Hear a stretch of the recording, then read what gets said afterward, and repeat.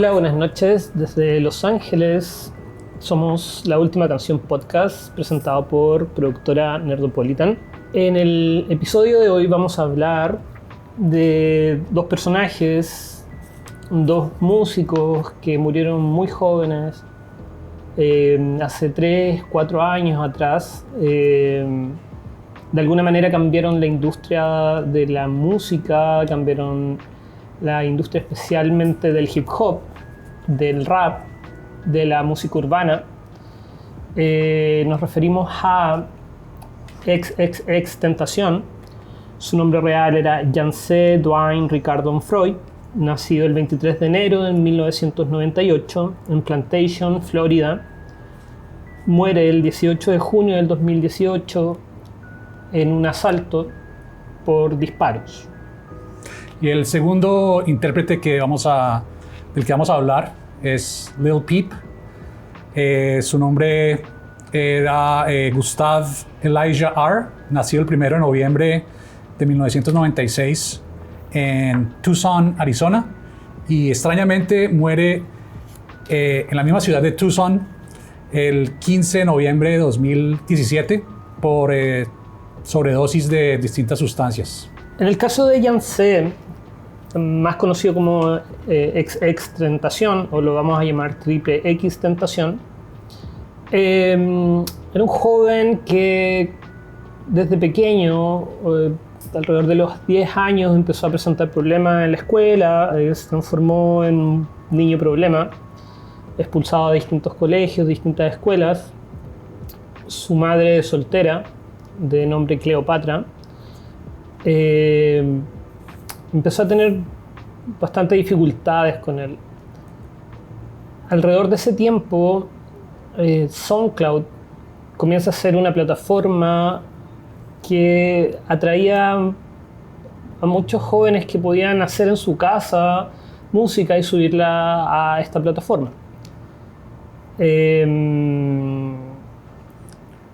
Sí, digamos que el sonido SoundCloud se hizo conocido por ser como un sonido independiente, casero, se hacía con micrófonos de poco valor comercial, digamos. Entonces le da un sonido como crudo. Y estos artistas lo utilizaron a su favor para crear su propio estilo musical. Claro, ellos seguían un poco, muchos de ellos eran fans del punk rock, del hip hop, por supuesto. Entonces tenían esa actitud de decir como, mira, lo puedo hacer sin necesidad de que nadie esté de por medio, puedo efectivamente hacerlo de manera barata y lanzarlo a las redes y alguien me va a escuchar y probablemente esto puede empezar a tener alcances. Vale mencionar de que vale hacer un poquito de historia en relación a lo que fue la música en los 90. El hip hop se transformó, por así decirlo, según un crítico del New York Times, en la lengua franca de Estados Unidos. Es decir, el rap se transformó en la lengua de uso cotidiano de los barrios, de las ciudades, de los suburbios. La forma de hablar de los raperos, la forma de comunicarse, pasó a ser directamente la lengua de uso. Y eso la industria de la música no lo percibió rápidamente. En cambio, el mundo del hip hop, el mundo de la música urbana, lo captó rápidamente y se adelantaron, por así decirlo, 10 años a la industria. Por ende, muchos músicos de principios de los 2000 empezaron a capitalizar este conocimiento, esta forma de saber que ya esto estaba ahí presente. Entonces... Sí, digamos que eventualmente no solo manejó como cambió el lenguaje común de las personas, sino que cambió el estilo, la moda, pasó a muchas otras formas. Se ramificó en la cultura, pasó a ser un fenómeno cultural, un dispositivo cultural que empezó a tener sus propios tópicos. estos tópicos que hablaban básicamente del dinero, hablaban de ser un hustle, que bueno, en español, ¿cómo se entiende eso? Un jugador, un busquilla, Sí, como un rebuscador, de pronto dirían en Colombia, o claro, como que el rebusque, como estar en la jugada para conseguir el dinero para sobrevivir. En Chile se decía antiguamente el cateo de la laucha, o sea, andar básicamente ahí en la búsqueda de la oportunidad. Sí, exacto. Entonces estos hustle, esto eran las temáticas del hip hop. No solamente la forma de hablar en el rap, sino que también la estética musical del hip hop empezó a tomarse otras ramas de la música, abordó rápidamente el pop lo entendió, empezó también a integrar al hip hop como parte de su catálogo de variedades. El rock, por así decirlo, tal vez ya desde el tiempo de Rage Against the Machine o tal vez ya de los experimentos que había hecho Public Enemy con Anthrax, se habían empezado, o bueno, el más famoso que es Run DMC con Aerosmith. Claro, sí, o sea, ya... Y bueno, anteriormente ya, incluso a principios de los 80, había sido, yo creo, más que como una integración estética, sino que también había ahí un mensaje político cuando Blondie hace este parafraseo de rap que creo que está considerado la primera banda blanca, o sea, de personas blancas americanas que integran esta estética del rap en su música. Y bueno, fue un largo camino que recorrió la cultura del hip hop y la cultura urbana, que se empezó a tomar, digamos, todos los aspectos de la cultura norteamericana. Si nos remitimos a finales de los 90, empieza a entrar también en un círculo un poco cansador, empieza como la iconografía del hip hop que ya había recorrido todos los 90, desde el gangsta rap, desde todas estas figuras del rap más político, y llega, digamos, a este rap más glamuroso, más ratchet, más como de barrio, más chulo, por así decirlo, más sexual también. Empieza a caer en su propio agotamiento hasta finales del 2009, 2010, empieza como a sufrir una suerte de cansancio. Empiezan a crear como fórmulas que intentan repetir para crear éxitos, digamos. Claro, y eso... Pierde como un poco su identidad de alguna forma, o sea, un desfogue de protesta, de alguna forma, de inconformidad contra el sistema, y ya queda como atrapado por el sistema y ya hace como parte de una de sus... sí, como otra fórmula del sistema. Claro, y eso a finales del 2009, 2008 se transforma, como tú dices, en una fórmula.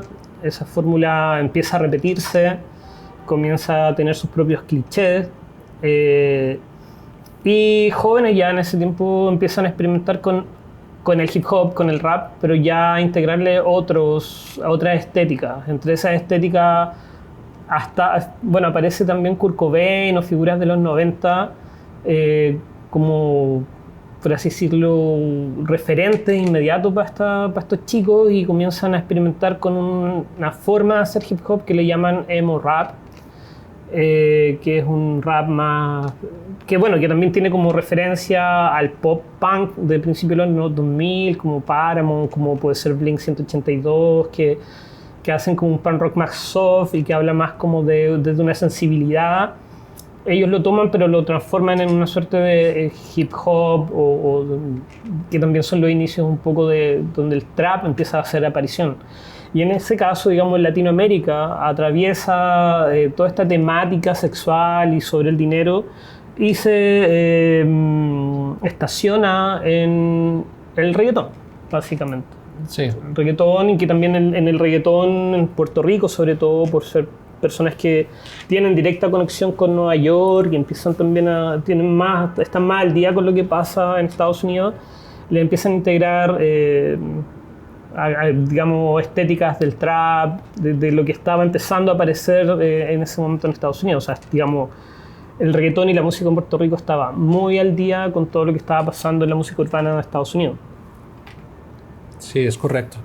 Sí, creo que cabe como devolvernos un momentico para entender que el punk, el hip hop o el rap y ahora digamos que el emo rap, como lo podemos llamar, también nacen como símbolos de inconformidad, ¿no? Quiero hacer un paréntesis ahí. O sea, creo que nosotros vamos tal vez a catalogar movimientos, estilos musicales, pero claramente no creemos que esos estilos realmente tengan, digamos, una etiqueta, sino que sirve, digamos, para efecto de poder explicarlo mejor. Sí, no es tan fácil como etiquetarlos y encerrarlos en una cajita. Claro. Porque, digamos, nomás Triple X Tentación como que está catalogado entre ese género, pero sus canciones iban por montones de rangos de metal y demás. Pero sí, lo que estaba diciendo era que sí, el emo rap, por así llamarlo, es como el punk de esta generación, que es una generación que ha perdido la esperanza, que les han medicado sus dudas y su pérdida de esperanza con drogas, ¿sí? Drogas legales, y que se ven reflejados en las canciones y en los nombres de los artistas. Por ejemplo, está Lil Xan, que es por el Xanax. Pero sí, es básicamente esta generación y su pérdida de esperanza. O sea, si uno lo puede como poner en una palabra, sintetizar un poco, yo diría que es una generación súper nihilista. Sí. Nihilista viene de la palabra sin hilo, es perder el hilo, digamos. Por lo tanto, de estos dos personajes que estamos intentando como darle el contexto a Lil Peep y Triple X Tentación, estos dos artistas, de algún modo, vienen de una generación que es ahistórica, que hace un corte con la historia, que no tiene, digamos, referentes históricos, o si los tiene, no los trae a colación, no les hace, digamos, ningún tipo de honor. Y es la actitud del punk rock, que es como I don't give a fuck. Fuck you guys. Sí, pero creo que el punk rock, la diferencia es que no le importaba, pero al final tenía como un hilo de esperanza que querían provocar un cambio. Claro, esto es más como que ya todo se fue a la mierda. Sí, y se acabó.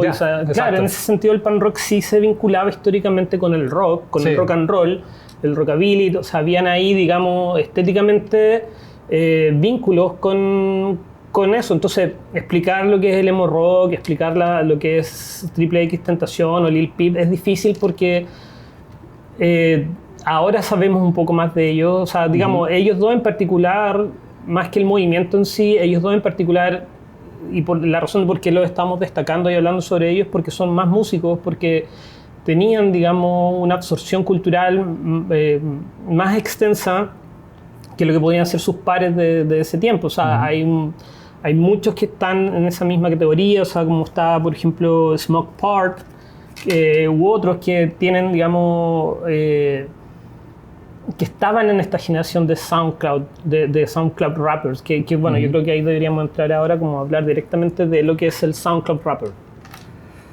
Bueno, el SoundCloud rapper, obviamente lo tocamos un poco, pero estamos refiriendo a artistas jóvenes, por lo regular 12, 13, 14 años, 15 años, que ya tienen acceso a tecnología en sus casas, en cada computador, pueden tener un GarageBand o Fruity Loops o cualquier otro programa para crear beats, y utilizando un micrófono barato comprado en internet o cualquier otra forma, empiezan a grabar sus ideas y esas ideas se comparten y se crean colaboraciones y se crea una comunidad, digamos, todas las comunidades virtuales que existen en la internet. SoundCloud es, digamos, otra más, pero es creada alrededor de la música. Claro, lo que no es tanto como subir fotos de uno, sino uno es representado por su música. Lo que decían algunos de estos, Lil Xan o Bad Barbie, decían que lo que les gustaba de SoundCloud, que SoundCloud no era, digamos, una plataforma que era muy trendy, muy famosa, o que estaba, digamos, demasiado bajo el foco y el escrutinio público, sino que era más bien una red underground. Y eso les hacía sentido a ellos, o sea, podían, digamos, sentirse libres haciendo eso de manera barata, de manera simple y llegar a muchas personas, y eso era perfecto. O sea, básicamente se juntó una generación hipermedicada, enganchada de muchas drogas legales, de analgésicos básicamente, de painkillers que se llaman, que son como estos...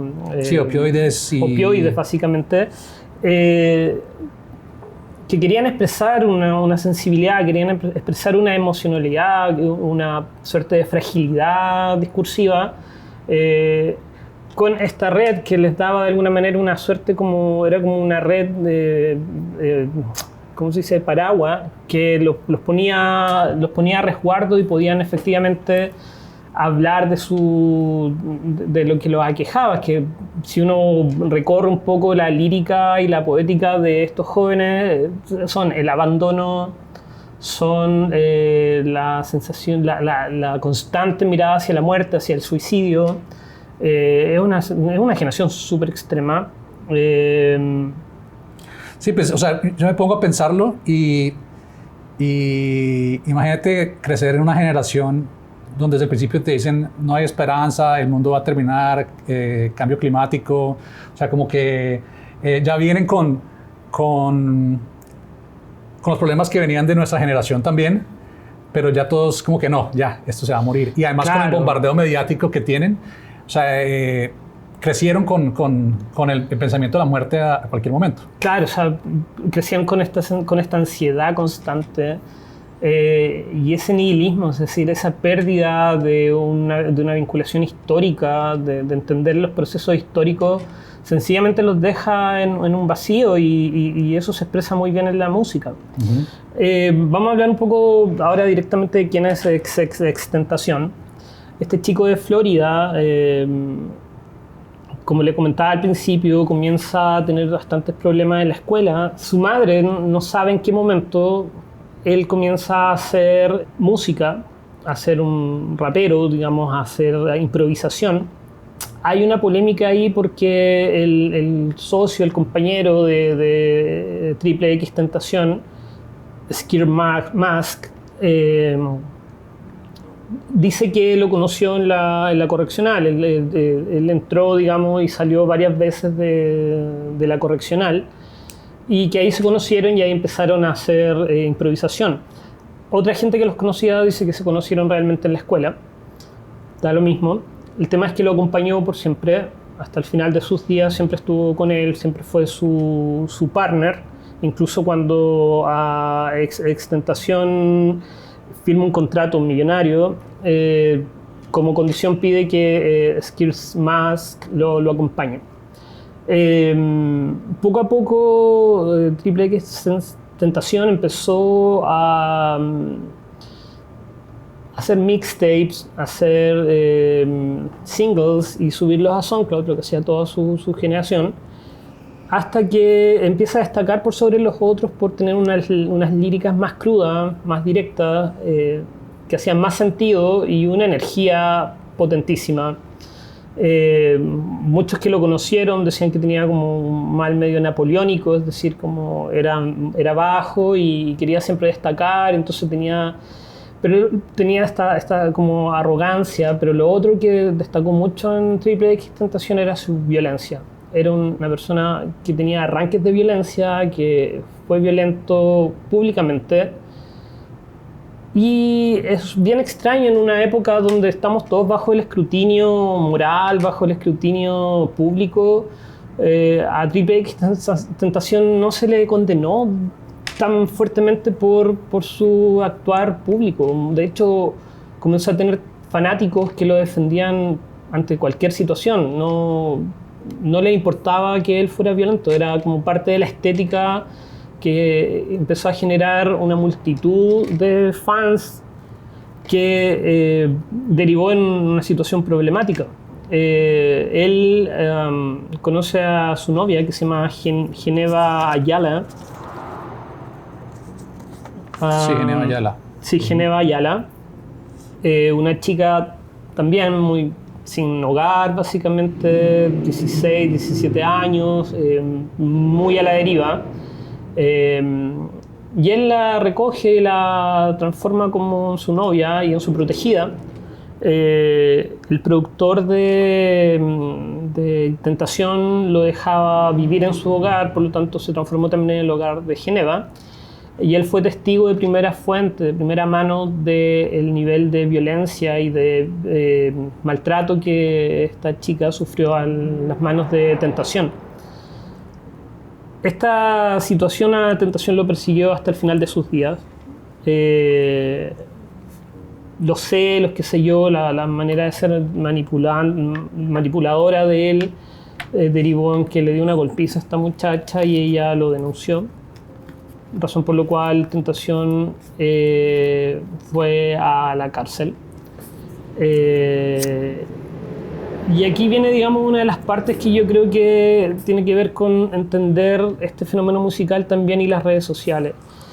Creo que Instagram en ese momento, TikTok todavía no tenía, digamos, el poder que tiene ahora. Instagram se transformó en una herramienta en la cual estos chicos podían armar su base de fans. Y creo que igual si uno lo transpola a lo político, la base de fans en este momento lo es todo. Si tú tienes una base de fans, si tú tienes, digamos, un grupo de personas detrás tuyo que respaldan tu discurso y respaldan lo que tú estás haciendo, eso es todo, digamos. Eso, si te van a defender hasta el final, no tienes mucho más, no necesitas mucho más. Y en este caso, en Tentación, fue tal cual. Él va a la cárcel y la gente se vuelca en contra de esta chica Geneva. Bueno, Twitter también fue bastante importante. Twitter, claro, Twitter también. Sí, pero tienes razón. Instagram crea una conexión o una comunicación directa con su público, porque él puede hablarles directamente y lo hacía bastante frecuentemente. Y tenía retroalimentación de su gente y también les hablaba como un amigo. Claro, de hecho fue habría ese camino de diálogo entre ellos. Fue la primera figura pública que comenzó a tener estos live, estas transmisiones en vivo por Instagram y a actuar casi como un coach. Y él les daba consejos a estos jóvenes, les hablaba, intentaba darle, digamos, mensajes positivos. Él hablaba mucho que su música estaba hecha para la gente quebrada, para la gente que estaba, digamos, en situaciones de vulnerabilidad, de fragilidad. Que bueno, sentó un precedente porque después de lo que él hizo en estos Instagram Live, todos los raperos que tú puedas conocer en este momento lo hacen. Digamos, ya se transformó en una norma. O sea, no hay artista en este momento que para poder como generar, digamos, esta base de fans, no haga estos live y responda a sus fans y hable con ellos. Eso fue algo que partió directamente Triple X Tentación. Fue el primero, fue innovador. En ese sentido, él entendió, digamos, la potencia de las redes, que es algo, digamos, que nos transporta, digamos, a otro nivel de lo que son los artistas en este momento. O sea, digamos, son otras las plataformas que los sustentan. Y si bien en ese momento todo el movimiento del emo rap y los raperos de SoundCloud todavía no estaba consolidado, era ya un movimiento que se veía, digamos, estaba teniendo fuerza, estaban, digamos, llegando a los charts, estaban firmando contratos millonarios, todavía parecía un movimiento que no tenía, digamos, la mística de lo que es un movimiento en sí. O sea, no se le podía llamar, se podía pensar de que iba a ser algo que iba a durar un año o algo así.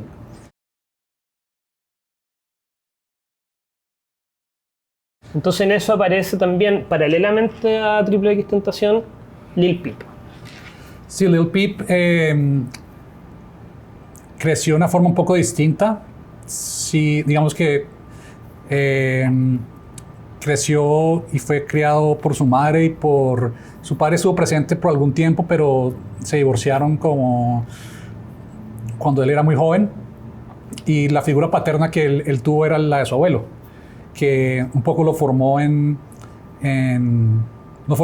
como hombre, digamos, intelectualmente un poco y en la manera de portarse.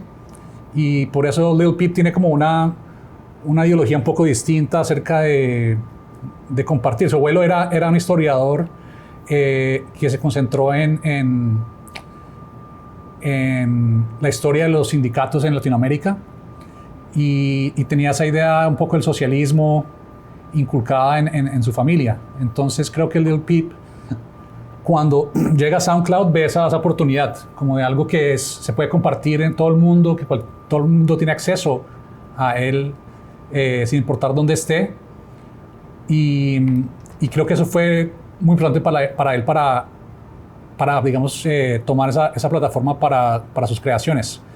Claro, o sea, Lil Peep tenía intenciones políticas detrás de su música. Él aspiraba a crear comunidades de artistas que intercambiaran la música, que tuvieran, digamos, o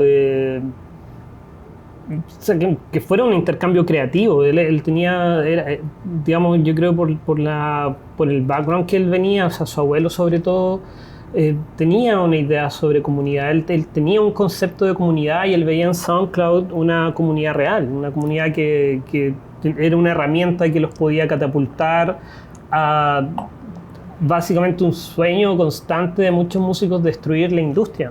Tener, digamos, el control de su obra, el control de la creación en la mano de los artistas y no de los productores, no, digamos, de estas megas corporaciones. Que ese es otro tema, o sea, las disqueras, todo lo que significó los sellos musicales a finales del 2000 empezaron a irse en picada hacia abajo con el MP3, digamos, con Napster, con todo lo que eran peer-to-peer, sí. Todos los sistemas peer-to-peer les quebró el negocio. Sí, se demoraron mucho en entender que era una oportunidad más que una crisis para ellos, era una oportunidad para que la música llegara a más personas. Claro, y finalmente lo entienden y se meten de lleno al negocio, o sea, se transformaron se dan cuenta que la manera que tenía la música ahora para poder compartirla de mejor manera era comprar las plataformas donde se estaban difundiendo la música. O sea, sí, y simplemente agarrar ingresos de cada reproducción y esa forma... El streaming como el rey de todo. Sí, exacto. El streaming es el rey de todo, es el nuevo rey. Claro, entonces, en este caso, Lil Peep ya estaba metido en ese caldo y él venía con esta idea de, ok, SoundCloud es lo que nos puede salvar, digamos, de estos parásitos. Creo que la forma que él veía la música, no sé, creo que en un principio, por lo que vi, era como que un joven que no sabía bien cómo sacar su creatividad, cómo expresar su creatividad, y SoundCloud definitivamente fue algo que le ayudó a hacer eso. Y pues realmente tenía talento para hacerlo. O sea, rápidamente su fama en SoundCloud creció y su seguimiento creció. Y digamos, ya digamos cuando tenía 17 decidió mudarse a California. Y aquí se unió al Goth Boy Clique. Cuando lanzaron el EP Cry Baby, que fue lo que realmente lo catapultó a la fama, digamos, nacional e internacionalmente, ¿no? Claro, Lil Peep se transformó rápidamente en un fenómeno. La gente que estuvo cerca de él en ese tiempo hablan sobre todo de la fragilidad que él expresaba y sobre todo de lo buena persona y buena onda que era. Todas las personas que lo conocieron concuerdan en que él tenía una muy buena energía, que era una persona muy preocupada por los demás, que no tenía como en ningún caso él pensaba en sí mismo. Él siempre se pensaba como parte de un colectivo. Pero lo que todos notaban es que efectivamente él era más talentoso, tenía mejores ideas y que tenía mucho más magnetismo que todos los personajes con los que él andaba alrededor. Entonces, sí, de alguna forma los personajes que estaban alrededor estaban como lo tenían como amarrado un poco. Estaban como intentando usarlo a él para para subir ellos, que era algo que él promovía. O sea, él le gustaba tener a todo a quien pudiera a su lado para utilizar lo que él estaba generando de fama para ellos también. O sea, como distribuirla. Claro, él no se pensaba como el centro de todo, él se veía como uno más del grupo, pero productores, toda la gente que empezó a trabajar en torno a él, empezaron como a enfocarse en él, porque básicamente él era el que generaba este magnetismo, era él el que atraía a los fans, era él el que atraía a la prensa, era él el que atraía, digamos, la atención pública. Y le costaba lidiar con eso.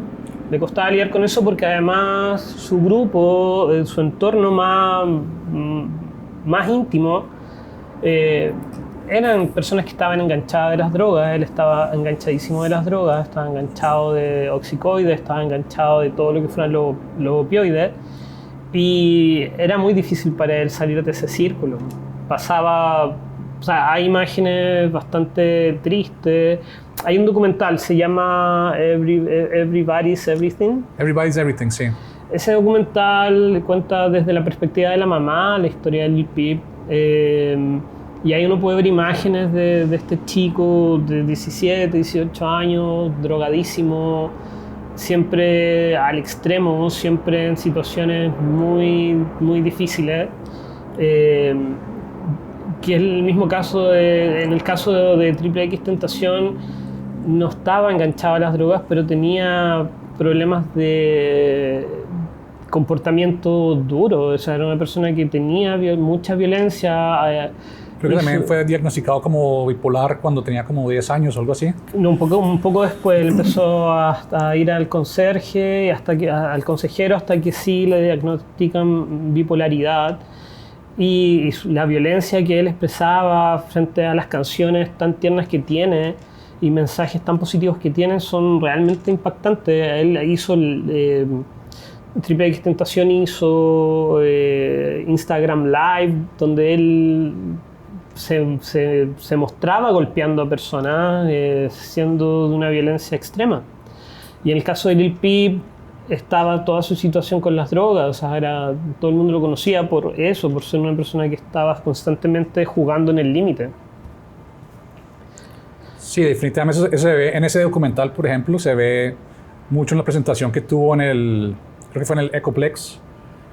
Ecoplex, sí. En el Ecoplex, donde creo que habla con su manager de tour en ese momento y le dice que no puede subir al escenario, que está muy mal, o sea, que simplemente no puede. Y al final creo que terminan convenciéndolo que suba y la primera canción está básicamente perdido. Parece que se va a desmayar, parece que... Está totalmente ido. Bueno, le estamos hablando esto del año 2017, de 2016, 2017, que son como los 2 años donde toda esta música en realidad explota. O sea, como que aparece con mucha fuerza y se transforma en un fenómeno nacional e internacional.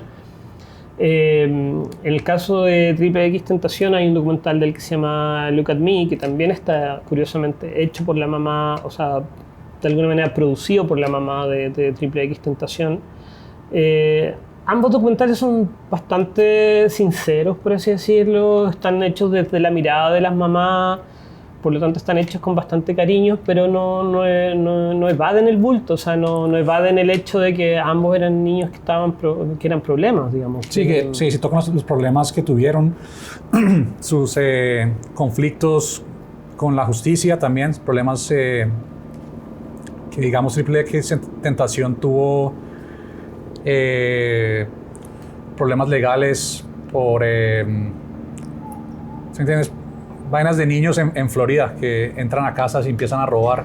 Claro, o sea, digamos, eso es, digamos, muy importante de Triple X Tentación.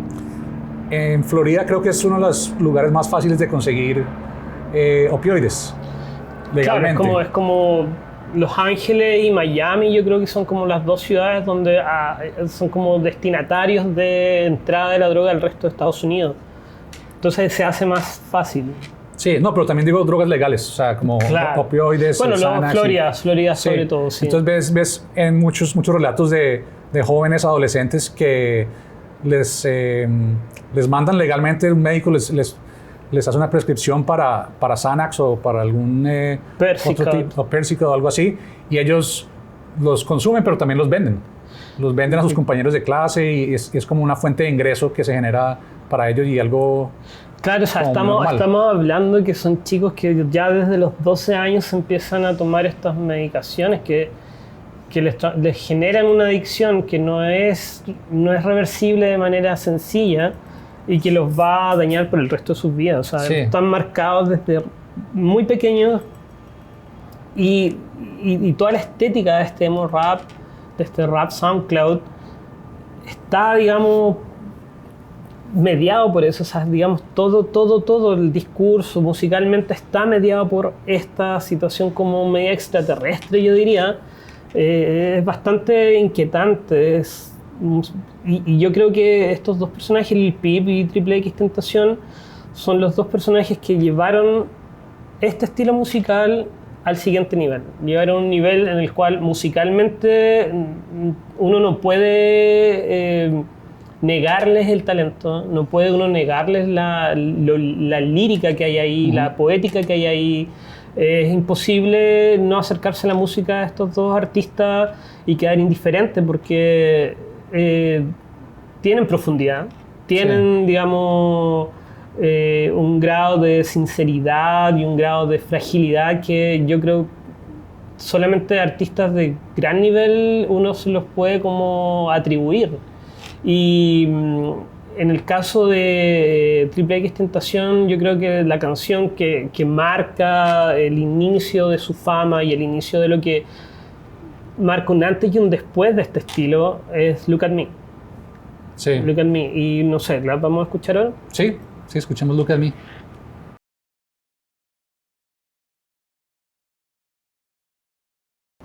Entonces esa es la canción de Triple X Tentación, Look at Me, que significó un éxito que además tuvo, digamos, para poder como nuevamente volver a la ecuación total de lo que significan estos artistas. En el caso de Triple X Tentación, saca este sencillo Look at Me con la fotografía que le tomaron cuando lo tomaron detenido. La fotografía que le sacó la policía fue la fotografía de la portada de este no recuerdo si fue un EP o si fue un sencillo, pero fue una imagen que se viralizó por Twitter, por Instagram, generó de que la gente no le creyera a la novia de Triple X Tentación y fue, digamos, tenía todos los elementos de lo que son los artistas modernos, o sea, escándalo, chismes.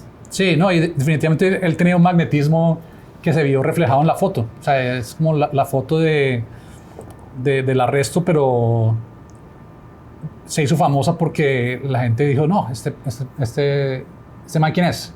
Como Claro, que y les aparte, causó curiosidad. Como es que claro, porque aparte que estaba toda la situación donde, digamos, toda una generación que venía, digamos, escuchando a los adultos, de repente veían a alguien de su misma edad con un nivel de liderazgo, con un nivel de ideas, porque tenía muy buenas ideas musicalmente, estéticamente, los arrastra, digamos, a toda esta generación a decir, bueno, tenemos un referente que es nuestro, que es de nuestra misma edad, ya no tenemos que estar mirando, digamos, a los depresivos de los 90, ya no tenemos que estar mirando a estos magnates hip hopers de mediados del 2000, ya no tenemos que estar mirando a estas estrellas del pop que no nos relacionamos con ese discurso. De repente se relacionaban con alguien que venía a hablarles en su propio idioma.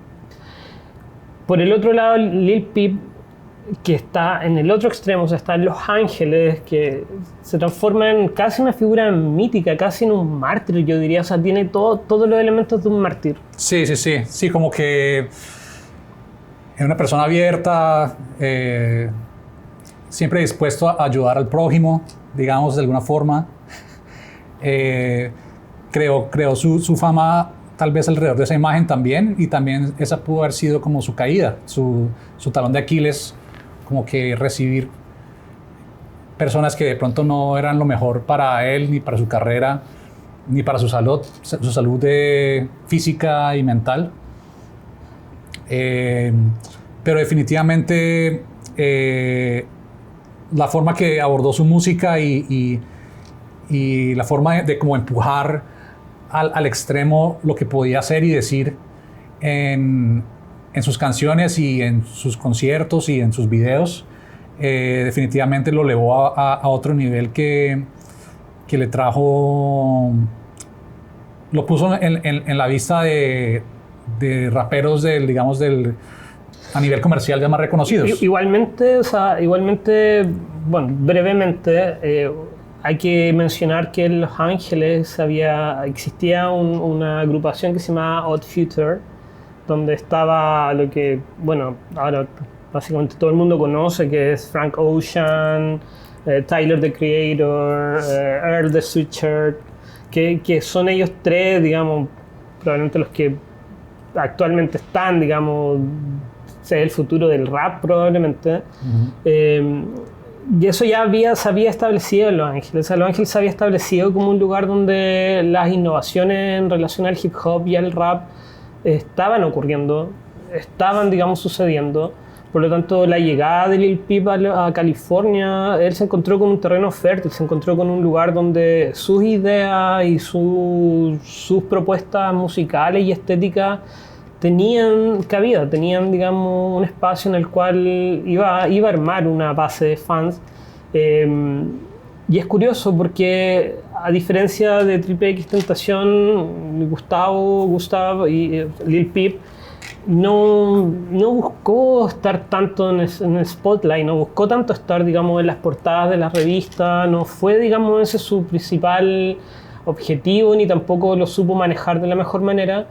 Pero lo que sí tenía un gusto por la moda, tenía un gusto por la estética, se vestía y se veía de una manera que era muy llamativa, lo que lo llevó a en algún momento tener un outlet, tener una salida de toda esta vorágine que se lo estaba comiendo en las drogas y el constante ir y venir.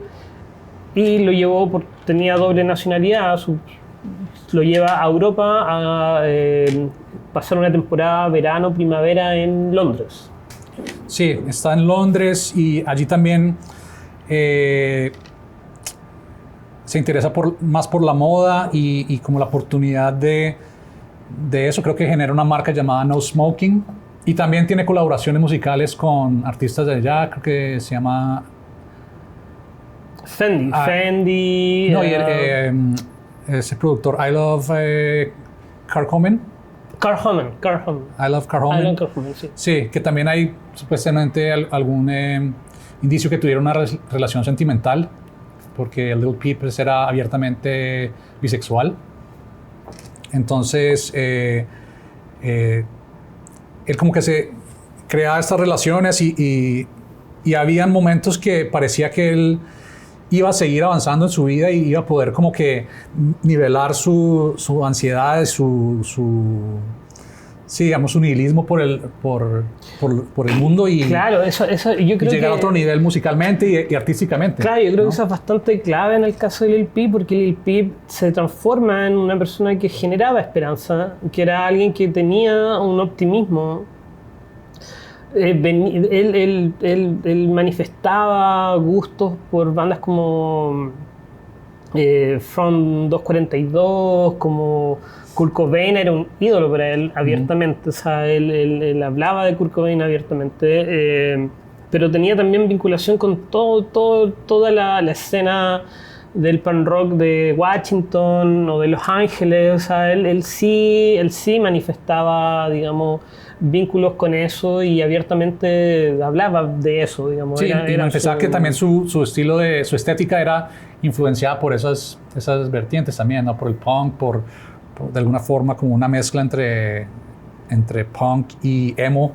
Claro. Y rap, en su forma de vestir, bueno, digamos que el color del pelo, los tatuajes y todo eso ya se ve muy comúnmente en todos los jóvenes de esta generación. O sea, ya como que se ha vuelto muy... Claro, ese es otro tema, o sea, como tatuarse la cara, que en el fondo no era solamente tatuarse la cara, sino que era básicamente te tatúas la cara y no vas a tener trabajo como formal, entonces te estás entregando, digamos, a esto. También es un poco interesante porque es como marcar un compromiso, como que yo creo en mí tanto que me tatúo la cara porque yo no voy a tener un trabajo normal. Pero no solo creo en mí, sino que también creo en este movimiento, o sea, creo, digamos, en esto que está ocurriendo, o sea, estamos haciendo un quiebre con la historia tan grande que soy capaz de tatuarme la cara y marcarme de por vida de que esto es lo que yo soy.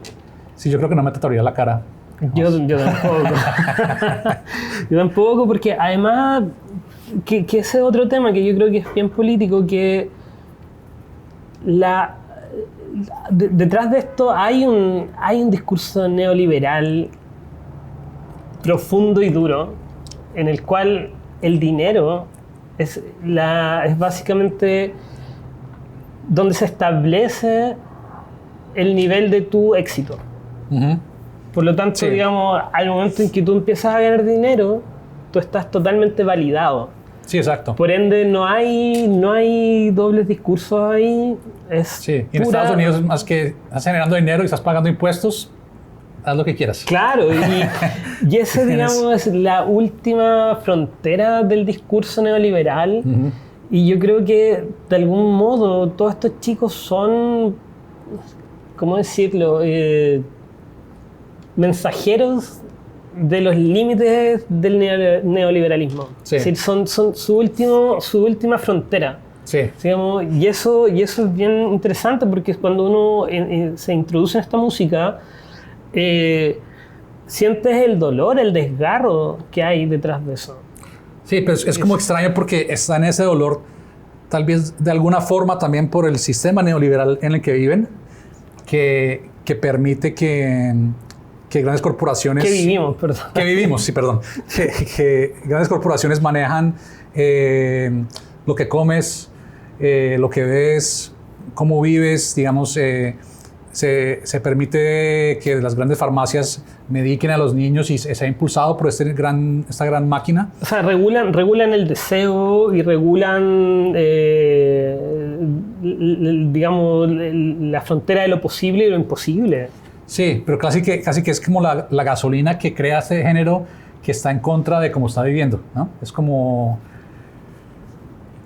Claro, y eso es lo curioso, o sea, a pesar de que sea una generación de artistas que se declara ahistórico, que se declara, digamos, que rompe con tradiciones, que no dieron respuestas para las necesidades y las tristezas que ellos tienen, igualmente tienen este componente subversivo, igualmente tienen este componente rupturista. Uh-huh.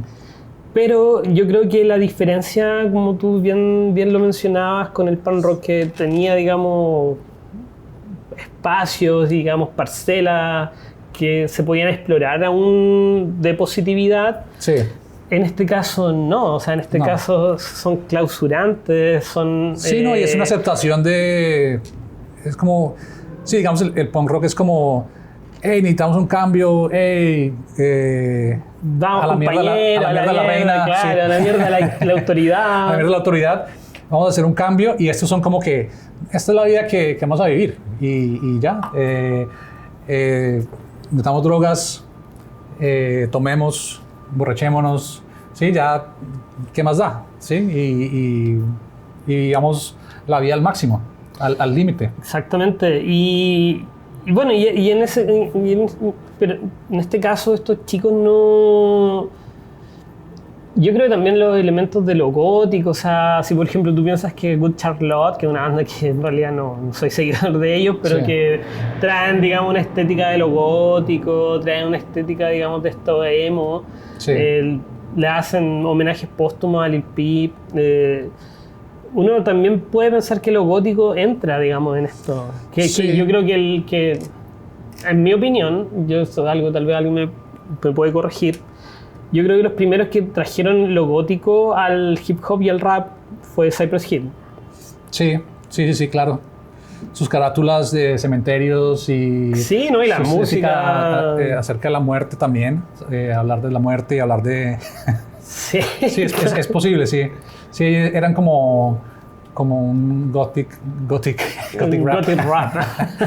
No, también hay otra banda que se llama Grave Diggers, si no estoy No, mal. Grave Diggers, sí. Pero Sí. Grave Diggers son neoyorquinos, son Sí. como después, son como del 96, Sí, ¿no? son después, pero también como que...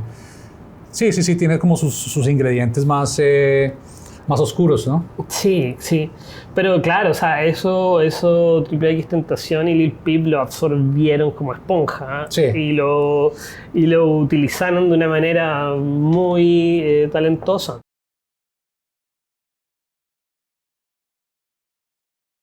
En el caso, bueno, estábamos en que Lil Peep estaba en Londres y eso sirvió, digamos, de alguna manera para que él se desintoxicara, empezar a pensar mejor, empezar a escuchar a las personas que lo querían en su entorno y que le recomendaban alejarse del grupito con el que se estaba juntando, porque tenía que decidir si realmente estaba comprometido con la música, si realmente la música era su camino, y al parecer sí lo era. Sí, pues definitivamente creo que sí lo era. Creo que tenía más opciones también. Creo que también modeló en algunas pasarelas mientras estuvo en Europa. Y Claro, se transformó en modelo. Sí, creo que de pronto eso no lo llenaba artísticamente, pero pues era como una buena forma de decirle, hey, mira, no todo tiene que ser lo que estás viviendo. Claro, le dio como otra salida y ciertamente también lo empezó a ser más consciente de quién era él como figura pública. Sí, pero creo que como eventualmente ídolo. Tiene que ser muy difícil para alguien que todavía básicamente está en formación aceptar ese nivel de fama al que ya estaba teniendo, porque hicieron básicamente también una gira por Europa. Claro, en Rusia lo amaban. Sí, lo amaban. Hay imágenes que salen en Rusia las chicas, pero sí, era una locura. En cada ciudad donde llegaba era increíble. Y claro, y para él era difícil como entender eso, porque estamos hablando de chicos. Triple X Tentación muere a los 20 años, Lil Peep muere a los 21, o sea, ni siquiera habían completado el ciclo de maduración. Sí, exacto. O sea, eran chicos que estaban hiperestimulados por drogas, por violencia, por la tecnología, por la fama, por una situación política extrema, por tensiones de todos lados. Y a mí, igual hoy día me estaba dando cuenta mientras estábamos haciendo la revisión de esto, que apareció un disco en el año 98-99 de Tricky, del músico inglés de Bristol, que se llama Pre-Millennium Tension, la tensión del previa al millennium. Y es un disco que cuando uno lo escucha, ya Tricky, lo que hizo después Triple X Tentación, o lo que hizo, digamos, todo este emo rap, todo este SoundCloud rap, en ese disco ya están, digamos, esos elementos. O sea, ya Tricky ya expone ahí, digamos, la mezcla de metal, ya expone la mezcla del punk, ya expone la mezcla del hip hop más barrio bajero, más traqueto, más, digamos, delincuencial. Eso ya está en ese álbum. O sea, digamos, todo ese álbum completo trae toda esta saga y narrada de una manera gótica también, digamos. Sí.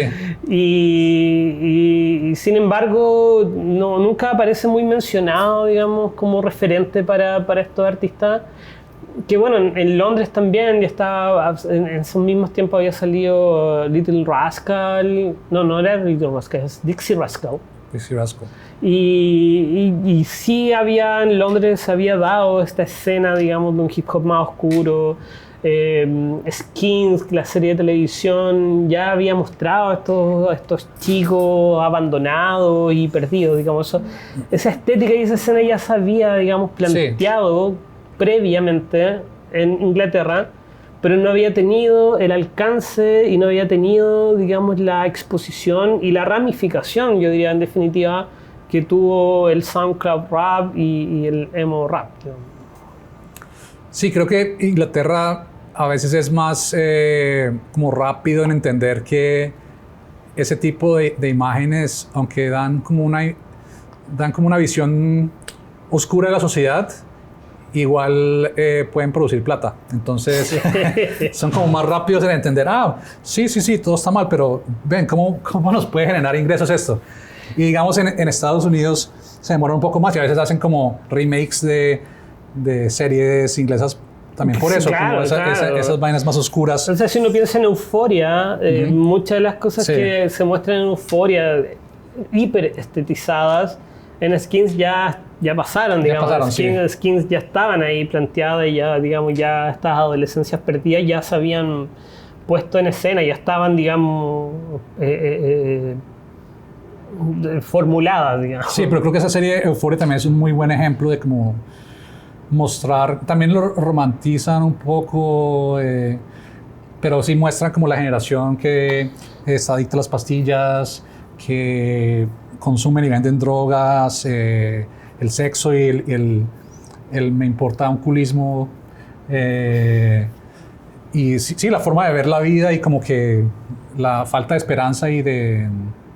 Claro, o sea, el nihilismo llevaba su romantización y hiper estetización, o sea, como que ya está, digamos, hiper estetizado ahí la desesperanza, está hiper estetizada, digamos, lo sin salida, en definitiva, lo que se dice el trap, o sea, estar atrapado. Sí.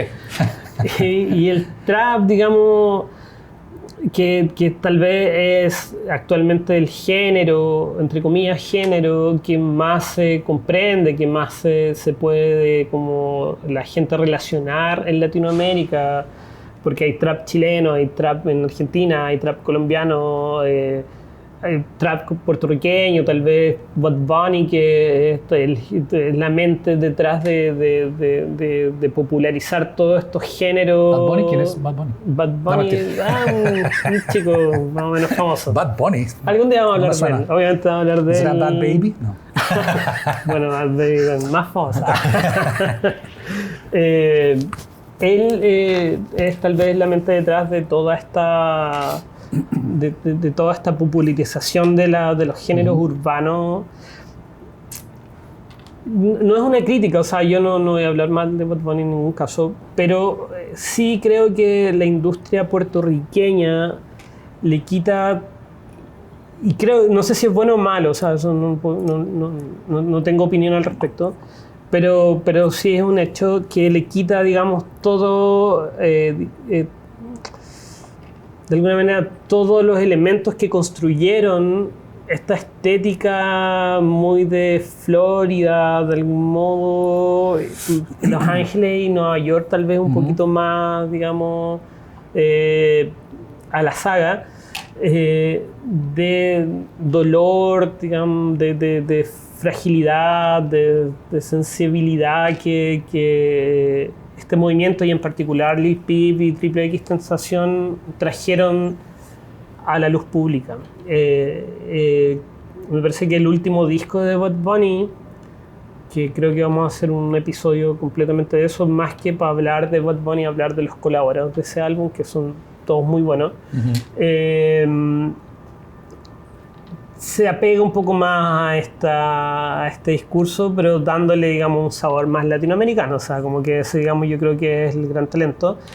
Y a la vez esto viaja a Chile y a Argentina, y yo creo que, bueno, como Argentina tiene una industria musical y tiene, digamos, una historia en relación a la música notable, absorben rápidamente esto que ya venía, no sé, haciendo Ilia Culiaquen de Valderrama, o sea, el hijo de Spinetta ya venía, digamos... haciendo esta combinación de... Claro, o sea, absorbiendo géneros urbanos, o sea, él estaba muy claro de que eso estaba ahí, digamos. Spinetta un poco antes de morir también ya estaba claro con eso. Sí. Entonces en Argentina, digamos, aterriza, España también, que España tiene una escena de hip hop y de hace mucho tiempo, de larga data, muy sana, muy robusta y de ya, no sé, sí, leyenda, realmente ¿no? sí, Colombia también tiene una escena de hip hop y de rap y cultura hip hop también bastante larga, hay campeonatos de b-boys y, o sea, toda la cultura en general del claro, hip hop. O sea, digamos, sí. El hip hop como género ya está establecido Ya en está en todo- Latinoamérica en todo el mundo, hace sí. mucho tiempo, En pero todo el mundo. estas nuevas, digamos, ¿cómo decirlo? Estas nuevas introducciones nuevas- estéticas Sí, como lo y llamaban acá como el discursivas. New Wave Rap también. Claro, lo llamaban, ¿no? Como nuevas, exactamente. nuevas olas o nuevas ondas. El New Wave Rap que viene, la manera que lo absorbe Latinoamérica, me parece que es interesante porque lo hace propio, pero le hace una relectura que es otra cosa. O sea, digamos, sigue teniendo como motor principal la fiesta. Ujú. Bueno, la fiesta es todavía porque está vinculada al reggaetón. O sea, el reggaetón es como imposible desligarlo de la idea de fiesta. El Sí. reggaetón es imposible desligarlo de la idea voy a decir sensualidad, para no decir sexualidad. Sí. Es imposible desligarlo de eso. O sea, y eso, digamos, bueno, es otro capítulo que vamos a hablar de aquello. Me parece igual súper entretenido, pero claro, uno tiene personas como Albani en España, que es como de las que ex exponente de este rap triste, sad rap. En Chile, no sé, Gianluca, por ejemplo, tiene un trap triste. En Argentina, Paco Moroso, tiene, digamos, sus primeros álbumes, estos elementos. O sea, sí llegó de alguna manera, pero sigue siendo otra cosa, digamos. Entonces, yo no tengo tan claro si...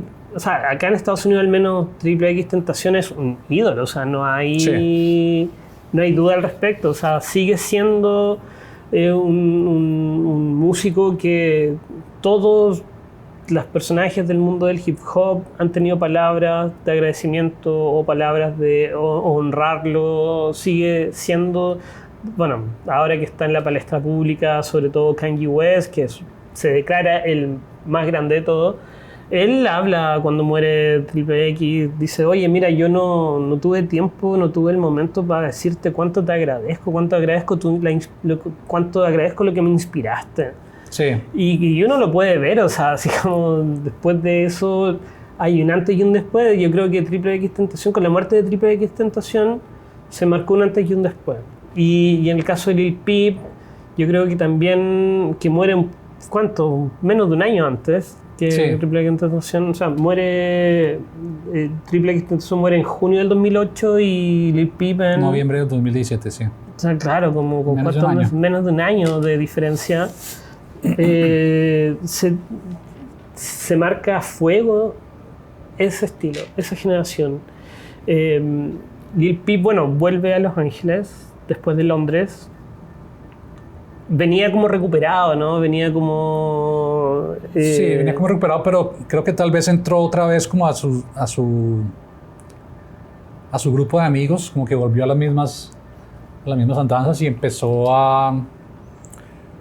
bueno, pues ya con unos managers, ya he firmado con un management distinto, tenía como... Claro, ya venía como en serio, venía como en serio y tenía esperanza de que él fuera como la persona que iba a representar este género. Claro, iba a levantar toda la escena de Los Ángeles, como de alguna manera haciendo la competencia Florida. Uh-huh.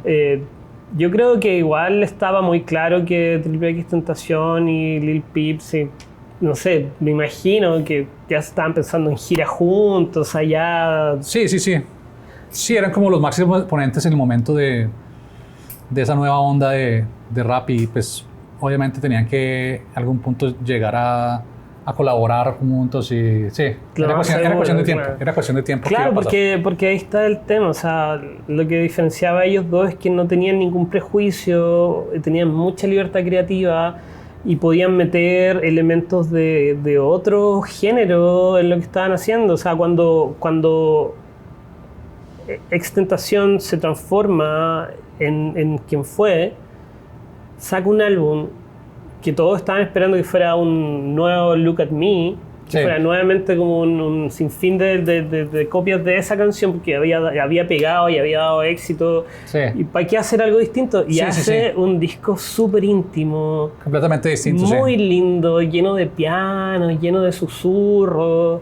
Que es un disco hermoso, o sea, no hay nada que decir. O sea, yo creo que ese disco hace que todos los críticos musicales, que toda la gente que estaba observando este fenómeno más que como un fenómeno musical, como un fenómeno social, de uso de nuevas tecnologías, de redes sociales, diga, oh, wow, aquí parece que pasa algo. Sí, era todas esas cosas, era un fenómeno social y cultural y de las juventudes, un fenómeno de redes sociales, pero iba propulsado por realmente buenos artistas, o sea, artistas de calidad.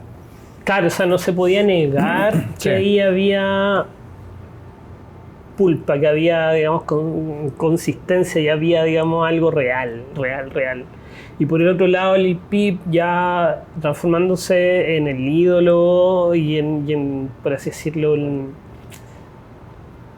que la estética de Lil Peep se transforma, digamos, en trendy, o sea, se transforma en moda, se transforma en lo que todos los jóvenes querían ser, básicamente. O sea, sí, influenció mucho la moda actual, que todavía se ve, creo que caminando ahí por Downtown ves. Claro, uno camina acá afuera y se ve un montón de Lil Peep por todos lados. Y bueno, qué decir de Machine Gun Kelly, que es como un clon actualmente de Lil Peep. Sí, exacto. Sí, pero no tiene como ese... No tiene el aura, no tiene como esa ese espíritu real, sí. Claro, porque, bueno, y esto es lo triste igual, yo creo que es un llamado de atención como a la audiencia. Queremos ver el drama, ¿no? Queremos ver la caída, queremos ver sufrir, queremos ver, digamos, el dramón en vivo y en directo, como en tiempo real. Y en el caso de Lil Peep y en el caso de Triple X Tentación fue exactamente lo mismo. O sea, vimos el ascenso y la caída y la muerte en vivo. Sí. O sea, hubieron fotografías, hubieron cámaras siempre. Sí, es impresionante que existan fotos del cuerpo de Lil Peep en su... Pues murió en su bus, en el bus de la gira. Y hay imágenes de él muerto, sentado ahí básicamente ya sin vida entre el bus, que es como que... Hay fotos y hay imágenes de Triple X Tentación en el asiento de su auto baleado. O sea, y esas no fueron, digamos, imágenes que pasaron así como por debajeada, sino que se hicieron virales. Sí, claro. Y uno empieza a pensar que tal vez las políticas que a mucha gente dicen que son como censura o que son como coartar la libertad de expresión, tiene que ver un poco con eso, es decir, resguardar, digamos, ¿por qué la humanidad quiere ver todo así en vivo y en directo? O sea, sí, pues ya es como también ese morbo por ver la vida íntima de las personalidades públicas, ¿no? Claro, o sea, como, que querer ver, abrir un cuerpo, o sea, yo estoy seguro que si alguien hubiera filmado la autopsia de estos dos personajes, hubiera sido un hitazo, hubiera sido un éxito. Sí, es verdad. Es verdad, habría sido un éxito arrollador. Sí, es terrible pensar, pero sí. Claro, porque uno se acerca, digamos, a las letras de estos dos chicos y son desgarradoras en momentos, o sea, son pedidos de auxilio, son constantemente líricas que hablan del suicidio, que hablan de la desesperación de la soledad, que hablan de la desesperación de la desconexión, que hablan de la desesperación del abandono, y que si uno lo piensa, tuvieron tanto éxito, tuvieron tanto eco en sus generaciones porque no solamente ellos eran los que estaban, digamos, en esa situación, sino que fue una generación completa que se reflejaba en eso. Sí, y ves las personas de esa generación se identificaban completamente con ellos y decían que habían sobrevivido gracias a ellos, como que habían podido superar momentos de su vida difíciles y momentos que se encontraban desesperados y que sentían que no tenían alguien que se sintiera igual que ellos hasta que escuchaban su música y encontraran alguna esperanza. Entonces es como esa esperanza dentro de esa desesperanza que está interpretada en sus canciones. Pero también ese es como ese sentido de que no estaban solos, ¿no? Que no estaban solos. Claro, se armó, digamos, ahí el grupo de acompañarse. Yo creo que también cuando Lil Peep lanza el disco Cry Baby, es cuando ¡pum! Revienta. O sea, yo creo que si en el caso de Triple X Tentación tenemos Look at Me como el momento que marca un antes y un después en su carrera, Cry Baby yo creo que es el momento que marca un antes y un después en la carrera de Lil Peep. Sí, deberíamos escuchar alguna canción de Lil Peep. ¿Cuál vamos a escuchar? Pues yo escogí Witchblades, que no sé, es una canción como cruda, intensa, como sucia, pero que mantenía como el espíritu de él, que era expresar que estaba en un pozo y que simplemente estaba nombrando las cosas que necesitaba y que eran parte de su vida. Entonces como que vamos con Witchblades.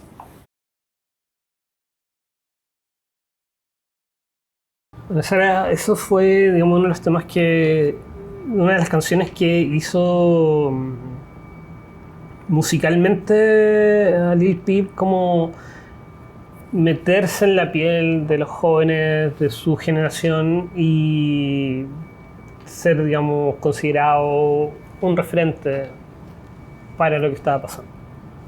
Sí, definitivamente como que reflejaba lo que todo un grupo de jóvenes estaba sintiendo y capturó bien ese sentimiento de abandono, de frustración un poco, sí, como de pérdida de esperanza un poco. Bueno, paralelamente Triple X Tentación empezó a tener una carrera meteórica, empezó a salir de gira, empezó a tener, digamos, mucho éxito. Ya se perfilaba como el futuro del hip hop. O sea, él era, digamos, el estandarte de la bandera del New Wave Rap. Pero sus problemas legales,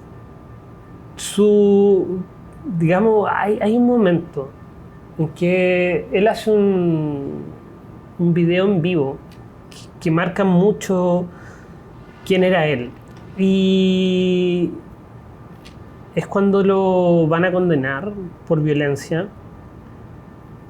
Él le habla a la gente, les dice que le vale una mierda quiénes son ellos, que por favor les presenten, que si lo quieren hacer como un perfil de que le tiene violencia intrafamiliar, que le vale una verga, que le chupen la verga. O sea, tira una cantidad de improperios, búsquenlo, está en YouTube, es fácil de encontrar. Y la gente comienza a cancelarlo, o sea, básicamente comienzan a darse cuenta, ¡ay, quién es este tipo tan violento! O sea, yo no quiero, digamos, estar cerca de él ni ser parte, digamos, de su onda. Uh-huh. Y su abogado, la gente de su círculo íntimo le dicen, oye, hermano, construiste, digamos, toda una narrativa, construiste toda una historia, todo un vínculo con tu público, con tus fans, y lo estás destruyendo en un segundo. O sea, eso es lo que tú quieres hacer. Y él se da cuenta que lo perseguía, digamos, porque él quería mostrarse sincero, quería mostrar que todos sus impulsos y todas sus emociones él las podía poner ahí afuera. O sea, ese era su compromiso. Ese era, digamos, su compromiso estético. Eso era lo que él, con lo que había comenzado. Entonces sentía que tenía sentido seguir en este rol que él lo había dicho abiertamente, que era ser el villano. Él quería ser el villano. Él quería ser, digamos, lo había dicho abiertamente en entrevistas, que él quería ser el villano y el villano vende. Y él sabía eso y en eso estaba. Y en ese momento le dicen, oye, ya basta del villano, o sea, ya lo lograste, llegaste súper lejos con el villano, pero ahora puedes ser quien tú eres, sé quién tú eres.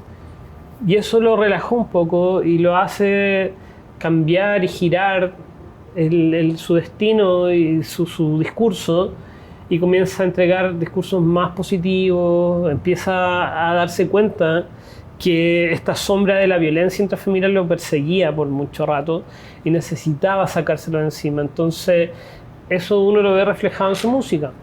Además que por sus temas legales, él tenía prohibido salir de su hogar, estaba, digamos, estaba a la espera de un juicio. Y paralelamente él se juntó, o sea, encontró la manera de juntarse con su víctima, con Genoveva Ayala, que era su ex, que él había golpeado y que era el caso que ella había planteado, que ya estaba, digamos, la fiscalía ya estaba haciendo una persecución de Triple X Tentación. Ya era un caso grave. Él se junta con ella y ella, que era una chica que tal vez todavía seguía enamorada de él, o digamos también su fragilidad y su vulnerabilidad no le hacían ver con claridad lo que estaba pasando.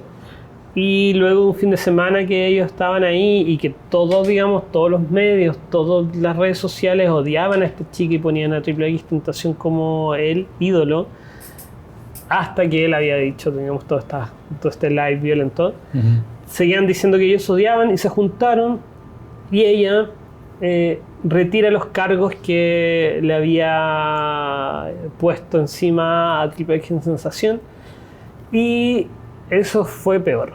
Fue peor porque la fiscalía se supo de la situación y le agregaron más cargos, entre esos manipulación de testigos, que sí, era ya un cargo grave.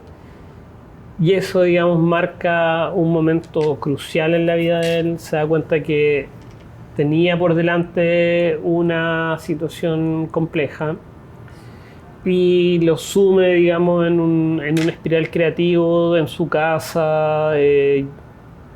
Comienza, digamos, a tratar de cambiar, y muchas de las personas que lo conocieron dicen que realmente él estaba, cada vez que tenía arranques de rabia, ya no golpeaba cosas ni intentaba entrar en problemas con nadie, sino que se ponía en el rincón de la habitación, respiraba y hacía ejercicios de meditación, y empezó a encontrar caminos para poder, para no caer en estas violencias frente a los otros. Mientras paralelamente en Los Ángeles Lil Peep se estaba en realidad, ¿cómo se dice? Como comprometiendo en una gira nacional, ¿no? Sí, estaba en una gira nacional que pues tuvo bastante éxito, fue bastante importante para él, pero también esta vida en gira produce mucha gente alrededor de él que de pronto le ofrecen drogas. Es como que la vida del entretenimiento y de la fama trae mucha gente que no puede que no sea la mejor para lo que se llaman la situación que le estaba teniendo. Los yes men. Sí, exacto, como que ¿qué es lo que necesitas? ¿Qué quieres? ¿Qué droga quieres? Puedes tener lo que quieras. Eres la estrella en este momento y puedes tener lo que quieras. Y él cae de nuevo en esa profunda drogadicción y combinación de drogas, y eventualmente pues eso no es sostenible para nadie, y llega a un punto que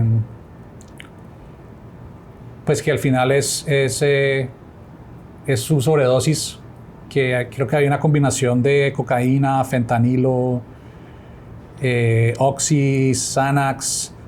Creo que marihuana y alcohol. Marihuana, no, creo que lo único que decía el reporte era que no había alcohol. No había alcohol, claro. Que es un poco extraño también, pero que había básicamente todo lo demás. Todo lo demás. Y pues él ya es una persona mayor de edad, ya como que está trabajando con un equipo de managers que lo están llevando en esta gira.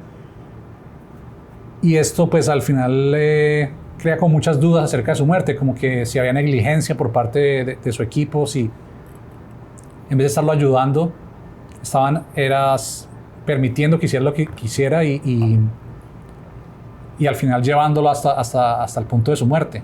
Entonces creo que hay una demanda por parte de su madre a la empresa de management, Claro, alegando esta negligencia. el juicio empieza en marzo. En marzo ella quiere buscar responsables, o sea, ¿cómo se llama? Reckless behavior. O sea, como que habían personas que le facilitaban las drogas. En Estados Unidos, alguien que facilita fentanil arriesga 20 años de cárcel. Entonces, las personas que están hablando del tema y conocen el tema dicen que en realidad ella va detrás del seguro, o sea, más que de encarcelar personas o encontrar personas en particular, sino que detrás del seguro que está detrás de esta compañía de management. Sí, pero realmente el fentanilo no fue el primero ni el último en morir por esta causa, y están muriendo más personas cada día por drogas mezcladas con fentanilo. Claro, eso es interesante porque no necesariamente estos chicos no es que estaban haciendo apologías de las drogas, estaban hablando como del daño que ellos vivían personalmente de la droga, pero si uno lo ve en Latinoamérica, sí están haciendo apologías de las drogas, o sea, sí están haciendo apologías del consumo, sí lo están mostrando como glamurosamente, y en verdad igual viene todo este estilo viene de un lugar muy triste, muy desamparado. Y claro, y eso uno lo puede ver en las muertes de Mark Miller, Juicy WRLD. Juicy WRLD también fue por fentanilo. Sí, realmente, o sea, cada vez que buscas fentanilo en Google, te va a aparecer una muerte reciente por, pues no solo personas famosas, sino por cualquier persona, porque está dentro de todo, como que ya es parte de la pues igual es una droga que es, no sé, creo que es 100 veces más potente que la heroína o algo así. Sí, no, o sea, es terrible la epidemia del fentanilo, pero creo que igual la raíz o el camino que recorren todos estos artistas tiene que ver con la hipermedicación, una sociedad hipermedicada, donde digamos, arrastran estos problemas desde antes.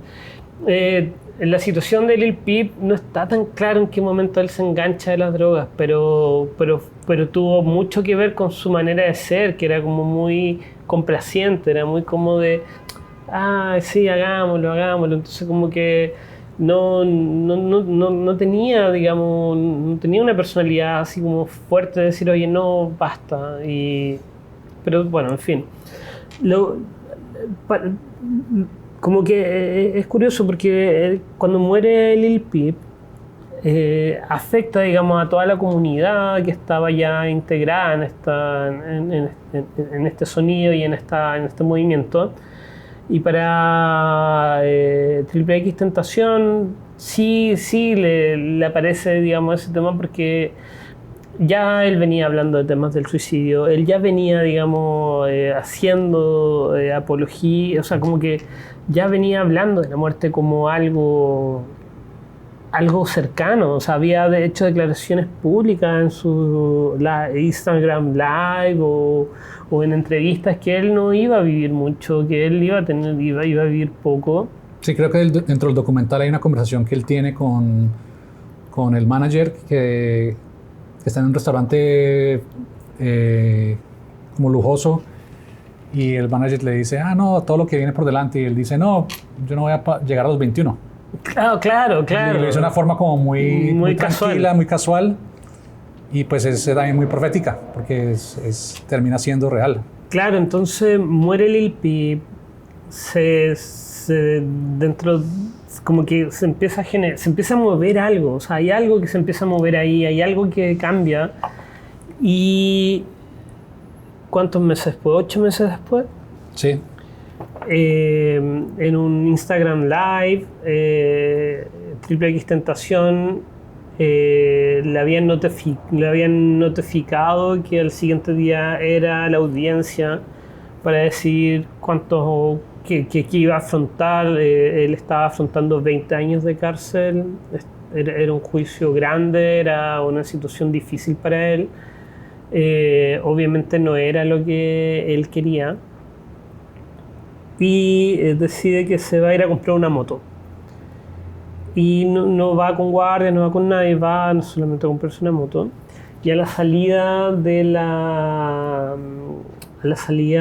automóvil, ¿cómo se dice? Del Concesionario, dealer, del sí. concesionario, él iba conduciendo un auto BMW y